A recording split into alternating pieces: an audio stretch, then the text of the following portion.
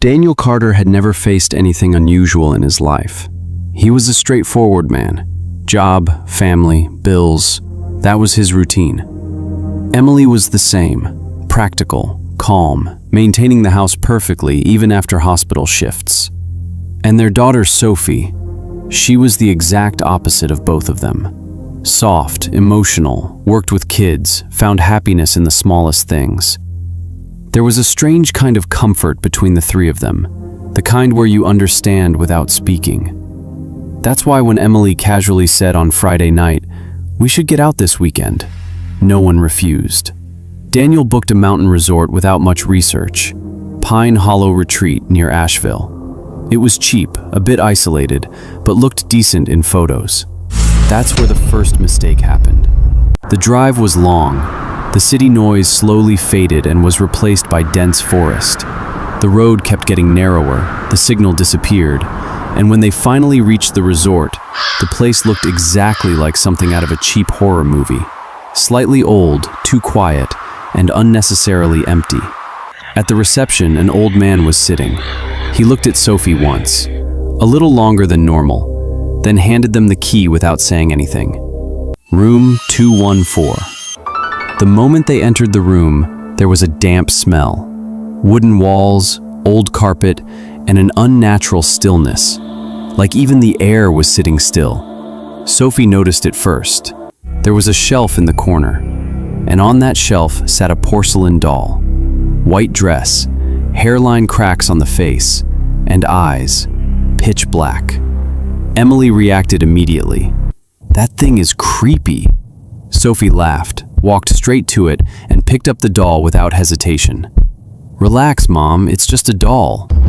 The moment she touched it, she froze for a second. Just 1 second. Then normal. Kinda cute, actually. She placed the doll beside the bed. The night started normal, but it didn't end normal. 3:07 a.m. Sophie's eyes suddenly opened. The room was dead silent. Then slowly, the sound of the wooden floor. Creak, creak. Like someone was walking slowly. Her eyes adjusted. The shelf was empty. The doll was not there anymore. It was sitting on the floor near her bed, facing her. By morning, Sophie didn't tell anyone anything, but she had changed. Didn't eat breakfast, talked less. Her eyes looked heavy. Emily asked, "Did you move the doll last night?" Sophie answered directly, "No. Did you?" No one had. They canceled the trip that same day, and their biggest mistake, they brought the doll with them. As soon as they got home, things started getting worse. At first, subtle. Sophie began avoiding food, then bathroom accidents. A 25-year-old girl, wetting the bed without reason, then random laughing. So strange, so out of place, that it made you uncomfortable. Daniel got irritated. He thought it was stress or a mental issue. Emily felt uneasy, but couldn't understand why. Then came the night when everything broke. 2:30 a.m. A sound came from the kitchen, like someone was chewing. Emily thought Sophie had gone down for water. She went downstairs, turned on the lights, and froze. Sophie was sitting on the floor. The fridge was open. There was raw beef in her hand. She was tearing into it with her teeth, blood smearing across her lips. Emily said softly, "Sophie?" Sophie stopped, slowly turned her head, her eyes completely black. And when she spoke, it wasn't Sophie's voice. She was hungry. After that night, the situation went out of control. Sophie screamed, scratched the walls, sometimes ran out of the house for no reason, sometimes cut her own hands and then laughed while looking at the blood. Once Daniel locked her in the bedroom. 5 minutes later when he checked, the room was locked from inside. But Sophie was stuck to the ceiling, as if gravity didn't exist. Her hair hanging down, face upside down, slowly smiling. They took her to the hospital. Diagnosis: severe psychotic break. Medication: no effect. Sedation: failed. A nurse later quietly told Emily, "She talks, but it sounds like someone else is speaking through her." Emily was on the edge of breaking down. That's when her friend gave a name, Father Michael Hayes. Daniel refused at first. Then when he saw his daughter licking her own blood, he gave up. Father Michael came to the house. The moment he saw the doll, his expression changed. Why is this still here? He touched the doll and immediately pulled his hand back. There's something attached to this. The ritual began. Room dark, Sophie tied to the bed. Father asked, "Who are you?" At first, silence. Then a slow, hollow laugh. "She touched me, so I came." The room temperature dropped. Lights flickered. Sophie's body began twisting in unnatural ways. Father forced, "Tell me your name." A scream. Then the voice cracked. "I don't have one anymore." When Father Michael asked again, "What did they do to you?" This time, Sophie didn't answer immediately. Her body started trembling slowly, like she was cold. Her fingers began gripping her own skin, tightly, so tight that her knuckles turned white. And then, a very faint voice came out. "Don't make me remember." Emily broke down right there. "Please stop, please." But Father didn't stop. "Tell me." The very next second, Sophie's breathing became rapid, very fast, like a panic attack. They didn't feel real at first. Her eyes were looking somewhere else, not in that room. They were talking normally, like nothing was wrong. Her head slowly tilted to the side. One of them kept smiling, even when I said no. Her voice started breaking. Now her hands grabbed her own shoulders like she was trying to protect herself.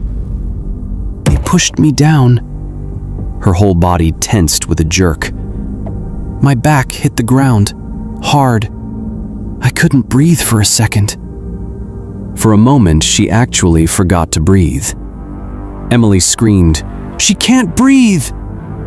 But suddenly, Sophie took a deep, painful breath, like someone coming up after drowning.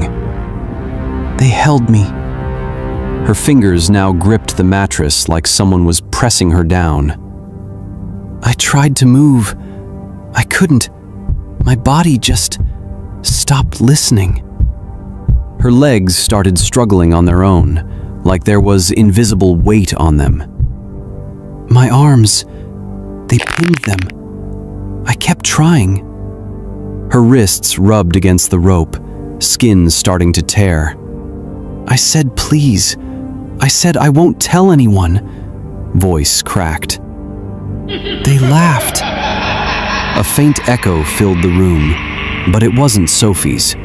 A different, dry, cold laugh. Daniel stepped back. They kept talking to each other, like I wasn't even there. Tears were flowing from her eyes, but her expression was blank. That was worse. Pause. Feeling them there, but not being seen. Her body slowly started shaking.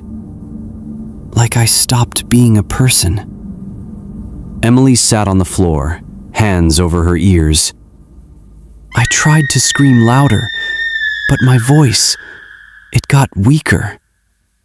Sophie's throat dried, her voice scraping. They covered my mouth. Her breathing started breaking again, short, fast, panicked. I couldn't breathe properly. Everything started spinning. Her eyes began rolling upward. My head felt heavy. My body felt far away, like she was disconnecting from her own body. But I could still feel. As soon as this line came, her tone changed. Now it wasn't just pain. There was anger. Every second, the bed began to shake slightly. They didn't stop. Her body jerked, even when I stopped moving. The room went completely silent. They checked. A slow, cold pause. Then one of them said, "She's done." Emily burst into tears, but Sophie's voice was completely flat now. They were wrong. Her eyes suddenly locked onto Father Michael. I could still hear them, feel the ground, smell the dirt. Now her fingers were moving in the air, like she was scratching something. They dragged me. Her body slowly slid on the bed on its own. Threw me in. Cold, wet. Her breath hitched. I tried to move my fingers. She tried to move her fingers, very slow, weak. I was still there. Now her voice was almost a whisper. I was still inside, but my body wasn't listening anymore. A tear rolled down to her ear. Then the dirt. Her breathing became rapid. It started falling. Her chest rose and fell quickly. On my face. I couldn't open my eyes. I couldn't scream. I couldn't move. Now pure panic. It went into my mouth. Emily screamed, "Stop!" But Sophie was no longer in control. I was breathing it. I was choking. I was awake the whole time. The room temperature dropped. Lights flickered. And then, suddenly, everything stopped. Sophie completely still. Then very slowly, one last line. I died, listening to them walk away. The room fell into complete silence. Father said slowly, "Names." The body jerked, a scream. "Mark! Ryan! Ethan!" Daniel immediately contacted the police. It matched an old missing case. The final ritual was intense. Sophie's body was shaking violently. The bed was moving. Scratches appeared on the walls. The voice turned into rage. I suffered. She will too. Father started louder prayers. The moment holy water touched her skin, burn marks appeared. Something like smoke started rising. Sophie let out one last scream. I was still alive! Then, sudden silence. Body limp. Room still. Everything ended. Next morning, Sophie was normal, confused, weak, as if nothing had happened. The doll, completely cracked, useless. The case reopened. Forest digging happened. Bones were found. DNA confirmed. 3 men, Mark, Ryan, Ethan, were arrested. Life imprisonment. Months later, the Carter family slowly returned to normal life. Sophie started teaching again. Her smile returned. Everything started to feel okay.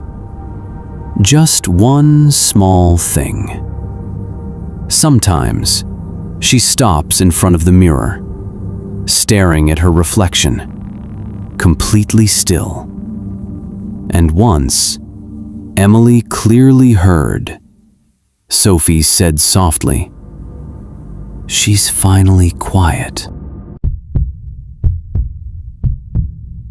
It started like every bad decision does, with a plan that sounded harmless.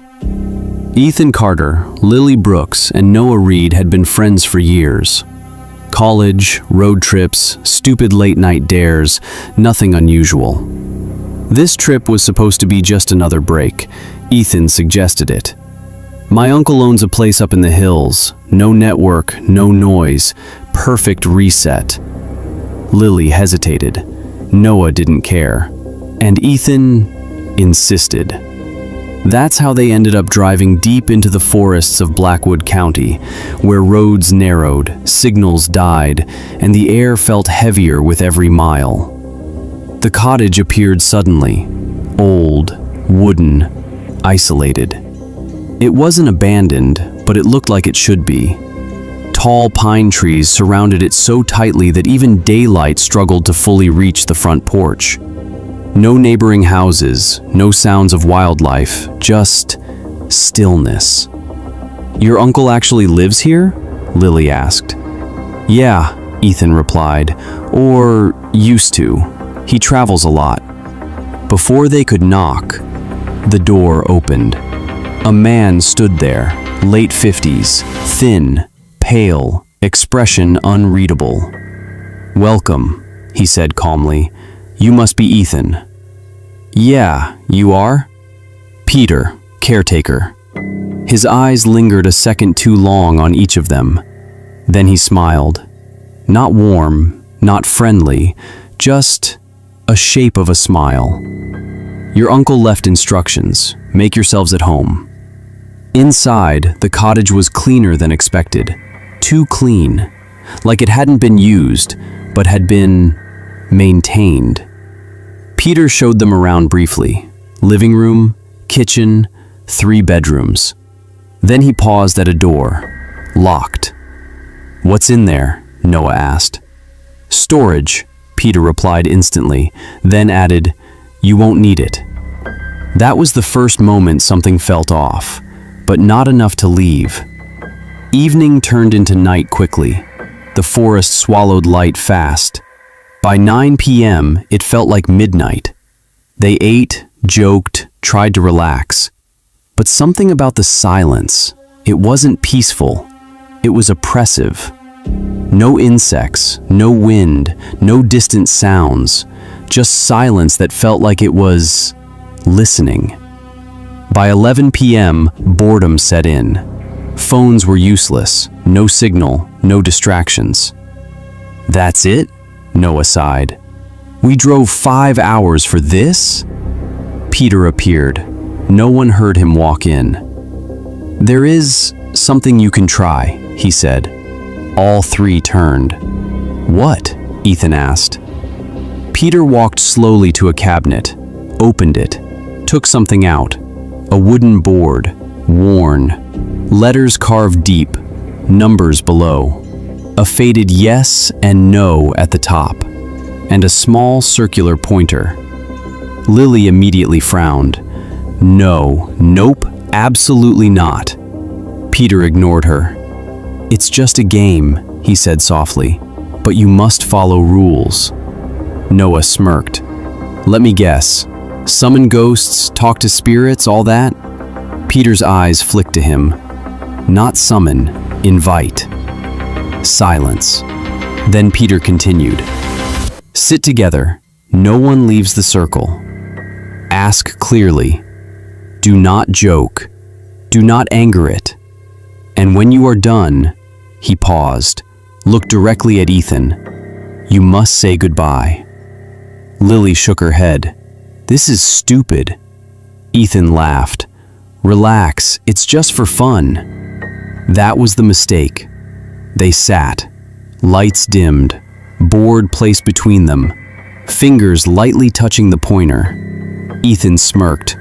All right, let's see, he asked. Is anyone here? Nothing. Noah chuckled. Told you.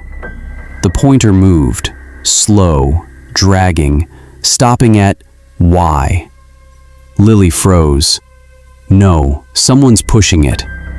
I'm not, Noah said. Me neither, Ethan added. Silence. Ethan tried again. Who are you? The pointer moved again, faster this time, letter by letter, not spelling a name, just circling, erratic, then stopping at no. The temperature dropped. Lily pulled her hand away. I'm done. No, wait, Ethan said, but she stood up. No, this is messed up. Noah followed.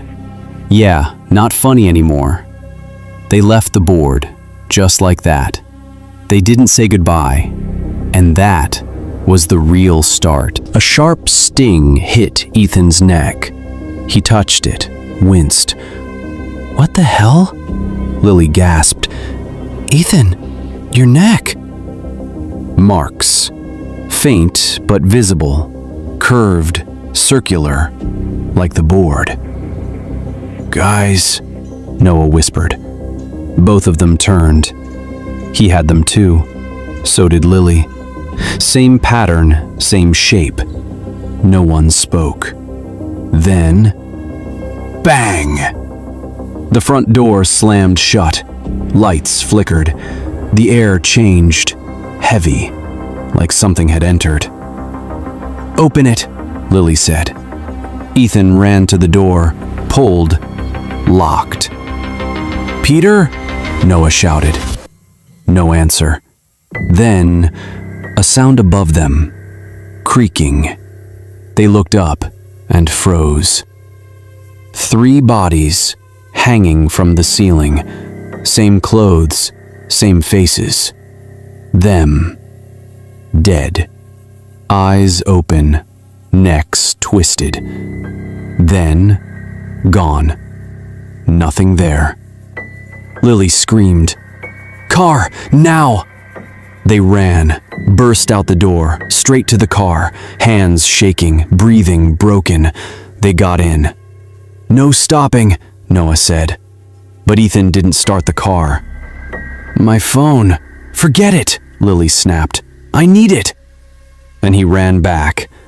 That was mistake number 2. When Ethan returned, he wasn't the same. His face calm. Too calm. Let's go, he said. They drove. Silence. Then Ethan spoke. We have to go back. No, Lily said instantly.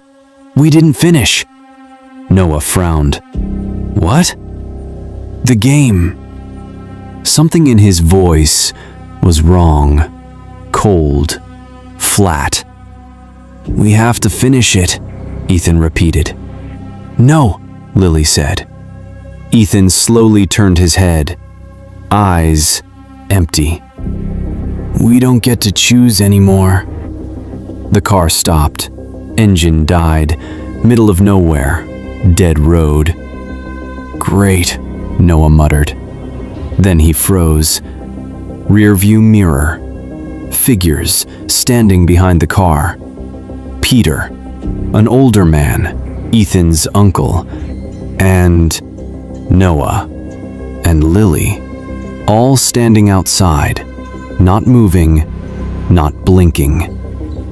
Don't look, Ethan said softly. Too late. Noah turned. They were closer. Too close. Lily whispered, No. Then she looked at Ethan and screamed. His face wasn't his anymore. It was stretching, like something inside was trying to wear it. Let's finish it, he said. Next moment, Noah's body jerked, violently. Eyes rolled back, voice changed, deep, broken, not his. I waited. Lily backed away. I called. The voice continued. You left. Noah's head snapped toward her. Now you stay. Then a whisper. I need 2 more. Noah collapsed, dead. Lily screamed. Ethan just watched. Calm. Too calm. See? He said softly. It's simple. Lily ran, but there was nowhere to go. Forest swallowed everything. Dark, silent, endless. She turned. Ethan stood behind her. Close, smiling. same smile as Peter. Morning came. Sunlight touched the cottage. Everything looked normal, quiet, still. A car pulled up. New people stepped out, laughing, talking, just like before. The door opened. Peter stood there, same expression, same smile. "Welcome," he said. Behind him, for a split second, figures stood in the darkness, watching, waiting. And somewhere inside, on a wooden table, the board rested, pointer slightly moving, as if something was already answering. I was packing my things. The bag was open, clothes half inside, half outside. Books were scattered. A glass of water kept on the table was half full, but my throat was so dry that I didn't even feel like picking it up. Mom and Dad were standing in the room. Both of them weren't saying anything, but what was on their faces was clearly visible. A slight disappointment and a bit of confusion. They couldn't understand why I was leaving the hostel in just 15 days. There was a strange silence in the room, but inside me, there was so much noise that I couldn't handle it myself. I wanted to tell something, everything, but the words got stuck in my throat. Because whatever had happened, no one would probably believe it. This is from the time when the first wave of COVID was ending. Slowly, everything was opening up. The hostel, too. I was going to live away from home for the first time. There was excitement in my mind, and fear, too. We saw many hostels. First one, completely useless. The room was small, no ventilation, no window, and a shared bathroom. I immediately refused. The second hostel was a little better. Open, quiet, not crowded. We liked it. If I had even the slightest idea that day, I would have never stayed there. The first day was completely normal. Setting up things, arranging the bed, cleaning the cupboard. By evening, I was tired. Night came, and everything changed. My room was on the second floor, at the very end of the corridor, a little away from the other rooms. I chose it myself, for peace. Around 1 a.m., I was lying down. Sleep wasn't coming. There was so much silence on the entire floor that I could hear my own heartbeat. My laptop was on the table, on charging, in sleep mode. Suddenly, a sound came from it. I immediately sat up. My heart started beating fast. It took a few seconds to understand, but then it was clear. A physics lecture was playing. The same voice, the same teacher. I convinced myself, maybe some tab was left open. I got up, shut the laptop, and lay down again. After that, I remember I fell asleep, but that was my last peaceful sleep. I had to wake up at 5:30 a.m. for exercise. As soon as I stepped out of the room, I met the warden. She usually stays quite calm. She smiled slightly and said, "Were you studying at night? I could hear some sound. Next time use headphones." I stopped. "No, ma'am, I was sleeping," I said. She looked at me a little confused, then said, "Okay, take care." I ended the conversation there, but the next night, the same thing happened again. This time the lecture played for longer, and I was fully awake. I immediately shut the laptop. Now irritation had started. In the morning, the warden met me again. This time, her tone had changed. "If I hear the sound again after today, I'll take the laptop. I got irritated. Ma'am, I didn't play anything, I said clearly. There was a bit of an argument. Then the matter settled. But that same day, everything changed. After exercise, a boy came up to me. I had seen him before, but we had never talked. He said, "You're new, right?" I said, "Yes." Then he asked, "Which room?" 217, I said. His face changed for a second. Then he slowly said, "You don't feel scared?" I laughed. Of what? He stayed quiet for a few seconds, then said, "That room was locked for 2 years." I didn't say anything. He continued, "A boy used to live there. He committed suicide there." Something cold went down inside me. "He was in depression," he said. "But on the last day," he paused a little, "the physics teacher insulted him in front of the whole class." That same voice echoed in my ears instantly, the one that came from the laptop at night. I didn't say anything. But after that day, everything changed. I stopped getting sleep at night. Every small sound started feeling big. The slight creak of the cupboard, a faint knock from the wall, something dragging under the bed. Everything. I kept convincing myself, it's all in the mind. But on the 5th night, everything went out of control. Around 2 a.m., the bathroom door slammed so hard that I literally jumped. That bathroom was right next to my room, and practically only I used it. The warden came running, and then I got scolded. I couldn't say anything. That day I decided, now something has to be done. While sleeping at night, I started playing a prayer softly on my phone.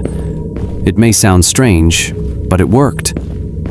Some nights were completely quiet. I thought everything was fine now. But on the 14th night, I suddenly woke up. There was no sound. That was the problem. The prayer had stopped. I thought the battery had died. I was under the blanket. My eyes were open. Then, something hit hard near the wall. I immediately removed the blanket. The light was on, and what I saw ended everything.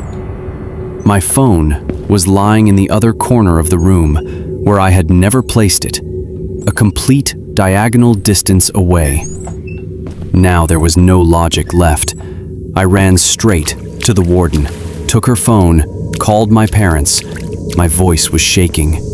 They immediately agreed to come. That night, I didn't go back to my room. I sat near the warden's desk the whole night. My eyes were fixed on just one place, room 217. The door was closed, but once I felt like a faint sound came from inside, like someone was speaking slowly. I didn't try to listen.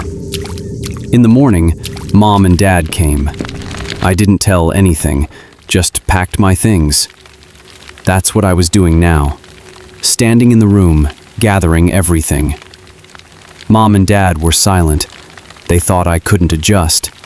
Maybe I got scared.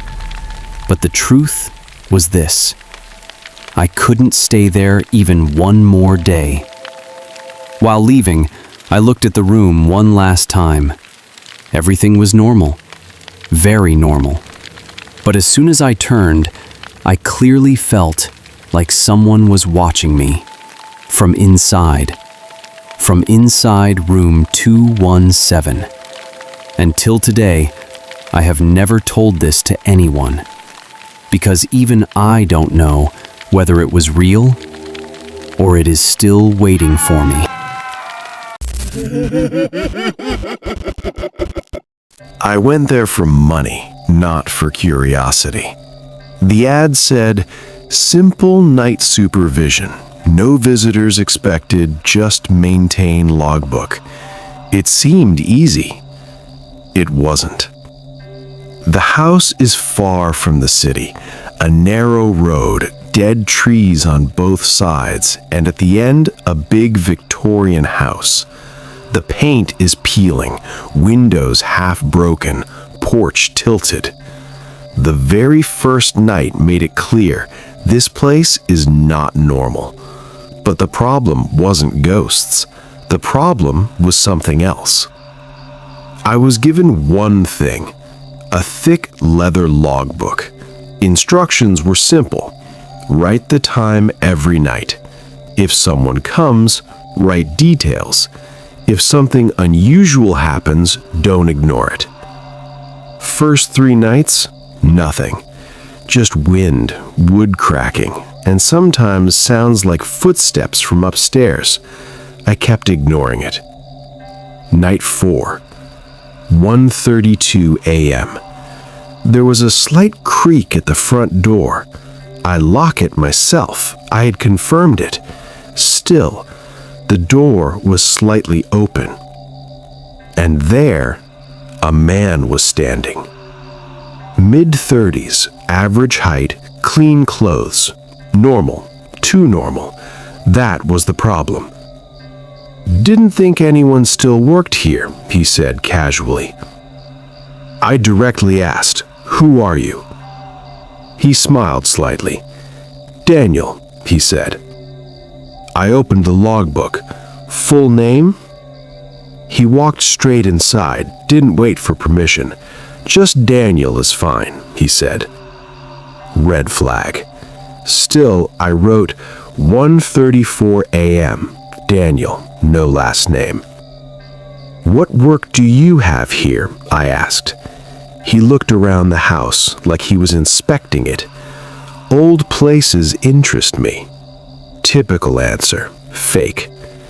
Then he looked at me and said, "You write in block letters." My hand froze. I never let him see me writing. He just arrived. "Yeah, so?" I said casually. He stepped a little closer. Consistent spacing, slight pressure on the downstroke. My mind instantly went into alert mode. This is not a normal observation. "What do you do?" I asked. He smiled. "Observe." Nonsense answer. After 5 minutes, he left. I locked the door, double-checked, then looked at the logbook. Below what I had written, there was another line added. "He presses harder when nervous." I didn't write that line. I immediately checked the whole room. No one. I didn't sleep that night. Night 5. He came again. Same time, same calm entry. Like he knows when I'm weak. This time, he came straight to the counter and without asking said, "You changed your shirt." My blood went cold. I live there alone. No one can see me. "Lucky guess," I said. He shook his head. "No. Yesterday was gray. Today is darker, almost charcoal." Exact. I immediately decided this man is dangerous. This time, I observed his face properly. Normal, but something was off in his eyes. Like he wasn't looking at you, he was scanning you. While leaving, he said one thing, "Don't sleep upstairs." I asked why. He stopped, then said, "Because they already use that space." "They?" I repeated. He just smiled and left. Night 6. I was ready. This time, I checked the whole house first. No one. 2:05 a.m. Door open. Daniel inside. This time, he brought something. A small Polaroid camera. My patience ended. "Get out," I said directly. He didn't react, just placed the camera on the counter. "You want proof, right?" he said calmly. "Proof of what?" He leaned slightly and said, "That you're not alone here." I tried to grab him. He easily moved aside, and he took out a photo, slid it on the counter. I picked it up. My hands started shaking. In the photo, it was me. Me, sleeping, in the upstairs room, where I never sleep. I looked straight at him. "When did you take this?" He said, "Last night." Impossible. I was downstairs the whole night. "It's fake," I said. He shook his head. "You should check upstairs." Then he left. This time I went straight upstairs. Room 2's door was open. I never use it. Inside, the blanket on the bed was slightly pressed, like someone had slept there. And on the side table, there was another Polaroid. This time, the photo was closer. My face, eyes closed. But there was something else in the background. Behind me, a silhouette, standing. My heart literally dropped. I immediately came downstairs, opened the logbook. A new entry was already written. He finally saw it. That night, I called the police. Next night, they came, hidden position, 2:03 a.m., door open, Daniel inside. This time, the police immediately caught him. No resistance. They took him to the station, checked his car, and what they found was more dangerous than a normal stalker. A thick notebook. Inside, it was written, my daily timings, what I eat, what clothes I wear, how long I keep the lights on, when I get tired and lean on the chair. But the worst part, the entries were from before I arrived. Dates 2 weeks old. I wasn't even working there then. Police interrogated him. He simply said, I didn't follow him. Then how do you know all this? The officer asked. He said directly, I wrote what it showed me. Nonsense. They locked him up. Case open. I thought it was over. Wrong. 2 days later, I got a call. Do you want to see the last page of the notebook? The officer asked. I said yes. They sent a photo. On the last page it was written, next subject already inside. And below, a new name. Not mine. Someone else's. That night I went back to that house, just to confirm. The house was silent. I went to the logbook and froze. A fresh entry was written. 2:11 a.m. Ethan is not alone anymore. I heard a sound from behind. Slow footsteps from upstairs. Exactly from there, where I never sleep. This time, I didn't go to check. I ran straight out, left the job. But the problem doesn't end here. After 3 weeks, news came. At the police station, Daniel died. Official report, suicide. But one detail was missing.